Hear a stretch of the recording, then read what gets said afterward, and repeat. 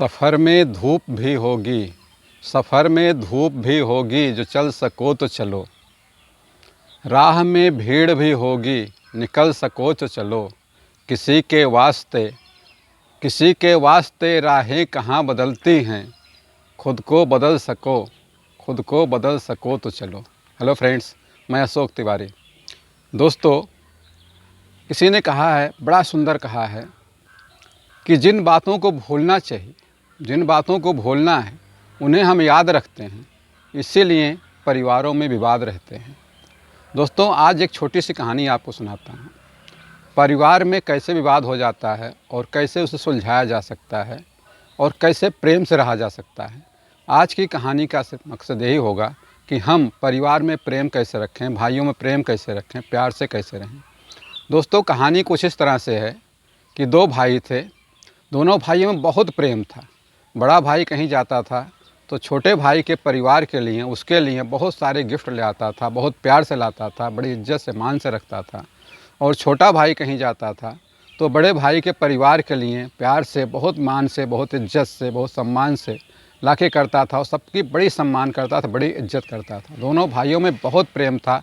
लोग मिसालें दिया करते थे कि प्यार हो तो दो इन भाइयों की तरह से, मोहब्बत हो तो इन भाइयों की तरह से। इस तरह से लोगों के अंदर प्यार था, मोहब्बत था।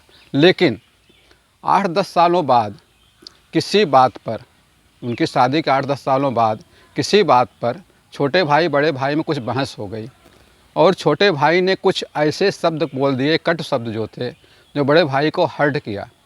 और बड़े भाई ने उनसे बोलना ही बंद कर दिया। और ना सिर्फ बोलना बंद किया, बल्कि वो अपना अलग मकान बना के रहने लग गया। छोटे भाई का मकान अलग हो गया, बड़े भाई का मकान अलग हो गया। फिर वही कहावत सिद्ध हो गई कि लोगों के, भाइयों के मकान अलग हो गए और जो बचपन में साथ खेलते थे वो भाई मेहमान हो गए। जब से भाइयों के अलग मकान हो गए अलग, तब से वो भाई जो बचपन में साथ खेलते थे एक दूसरे के मेहमान हो गए। तो दोस्तों, मेहमान नहीं बनाना, हमें भाई के तरह प्रेम से रखना है। फिर हुआ क्या उस कहानी में, दोनों भाइयों में विवाद हो गया, अलग रहने लग गए, एक दूसरे से बात नहीं करते, एक दूसरे के सुख दुख में नहीं जाते, सोचते नहीं, देखते नहीं। कुछ सालों के बाद, 8-10 सालों के बाद में छोटे भाई की लड़की की शादी पड़ी। तो उसको पछतावा हुआ कि बड़े भाई नहीं आएंगे, भैया नहीं आएंगे तो कैसे इसमें आनंद आएगा, हमें मज़ा नहीं आएगा। बहुत सारी चीज़ें ऐसी जिन्हें हमें उनसे समझना है और वो बताएंगे, करेंगे, उसमें आनंद आएगा। वो बड़े भाई के पास गया, उसने माफ़ी मांगी कि भैया मुझसे बहुत बड़ी गलती हो गई, मुझे नहीं कहना था, जो कह दिया। और आप लेकिन बिटिया के शादी में ज़रूर आइए, सब कुछ आप संभालिए, सब कुछ आप कीजिए।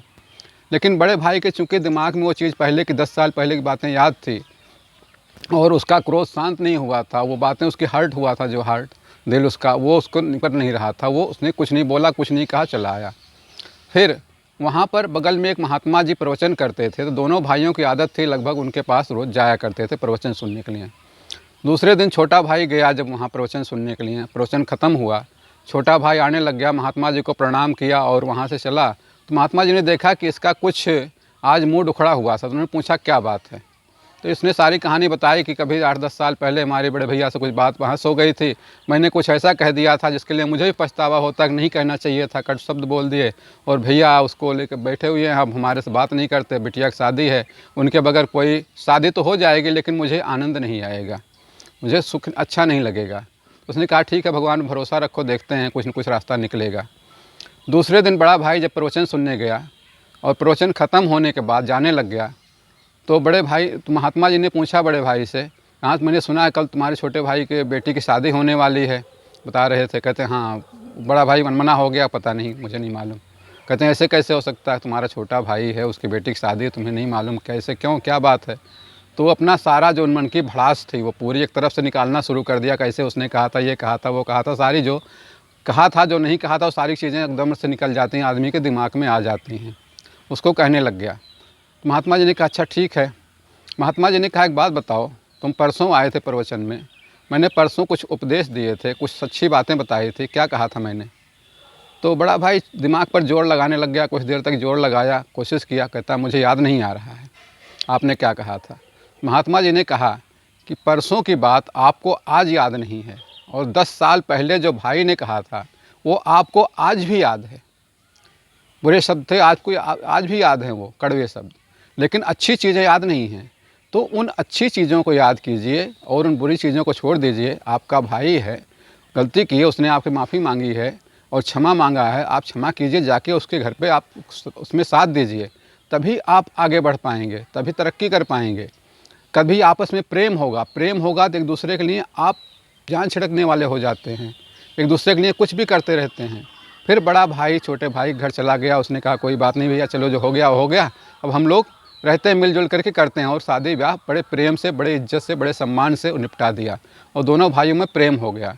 तो दोस्तों, कहने का सिर्फ तात्पर्य यह है कहानी का कि अगर हम छोटी छोटी बातों को याद रखेंगे, अपने दिल पे लगा के रखेंगे, तो हम कभी भी प्रेम से नहीं रह पाएंगे, कभी भी प्यार से नहीं रह पाएंगे।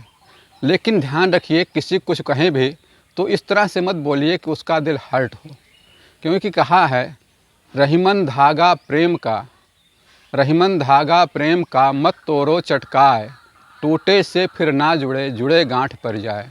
इसलिए किसी को अपशब्द ना बोलें, किसी को गलत ना बोलें, किसी अपने खास हो या कोई अलग ही हो, ऐसे शब्द का यूज ना करें जो उसको हर्ट करे, चोट पहुंचाए। इसलिए दोस्तों, इसी तरह से रहना चाहिए।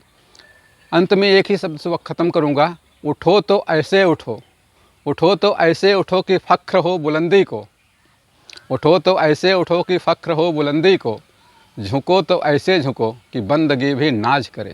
Thank you friends.